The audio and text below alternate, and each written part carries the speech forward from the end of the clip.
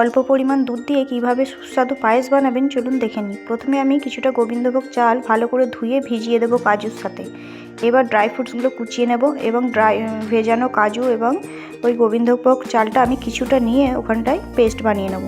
এবার একটা প্যানের মধ্যে আমি ওই বাকি চালটা এবং ঘি দিয়ে একটু ভেজে অল্প জল দিয়ে এখানে আমি সেদ্ধ করতে দেবো। সেদ্ধটা কিন্তু খুব ভালো করে নেব, পুরোপুরি যেমন পায়েস সেদ্ধ হয় সেরকমভাবে সেদ্ধ করে নেব। এবার বাকি আমি ঘন করা দুধ এখানে দিয়ে দিলাম। এর মধ্যে দেব কিছুটা এলাচ গুঁড়ো, ওটা ভালো করে মিশিয়ে নেওয়ার পর যে পেস্টটা কাজু এবং চালের করে রেখেছিলাম সেটা দিয়ে দেবো।